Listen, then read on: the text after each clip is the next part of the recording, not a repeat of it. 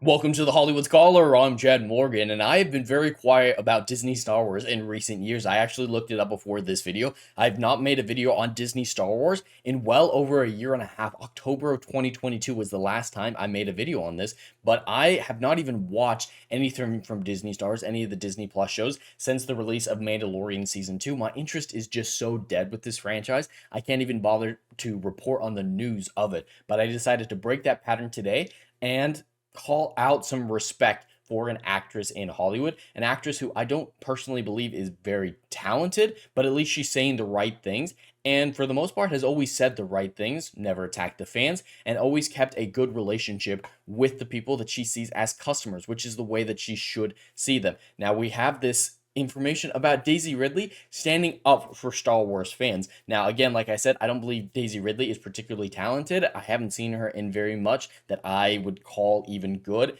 Chaos Walking, Murder on the Orient Express, and of course her character as Rey in the Star Wars film have never impressed me, but I've never had anything particularly against her. This isn't a Brie Larson situation. This isn't an Amber Heard situation where constant things that they say and do just makes them entirely unlikable and attack fans and stuff like that. She's never done anything like that. So she's always been kept separate from those arguments with those types of actresses. And then, of course, you have the actors doing the similar things like Simu Liu, like Chris Evans. They're always talking nonsense about the fan base. She's never done that. So I have to respect her for that. And now I respect her even more because she pulled a Henry Cavill defending the fans, saying that this cry of sexism regarding her new Star Wars film is blown out of proportion, and all she's ever experienced is love from the franchise. Of course, she supports the idea of the Rey film because she's getting paid $12 million, which makes her the first ever actress to make more money than the film that she's in.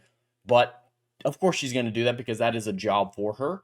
And she balances that tightrope so very well without attacking the fans while still supporting her product, which has no business existing whatsoever. So I had to make this very short video just to say I respect what Daisy Ridley has done here. When she was asked if she was excited to be in the first female directed Star Wars film, she said, "I'm just excited to be back for a Star Wars film.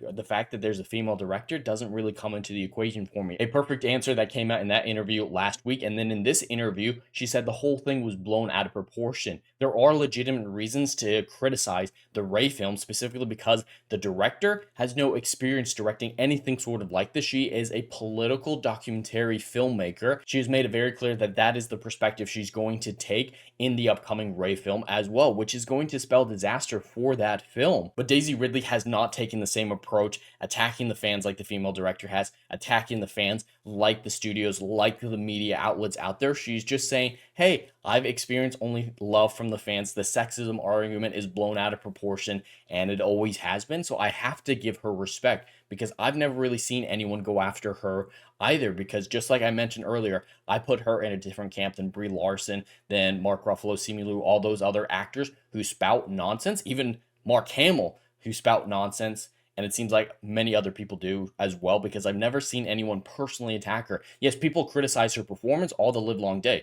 but that is completely warranted fair criticism. I've never seen really any personal attacks against her, and she just proves again why that is the case, why she is separate from the other woke activists or the woke characters of the modern day in the feminist landscape. And so I had to make this short video, break my silence on Disney Star Wars to say, well done, Daisy. She's probably going to ruin this. She might break her silence in a few weeks after being told by Disney, no, you have to call out the sexist fans. She might ruin this, but as of right now, as of today, she did a good thing in this interview. She had a great answer to a question, a trap posed to her by the interviewers, and yet she stood strong and had a good answer, and I have to give her respect for that.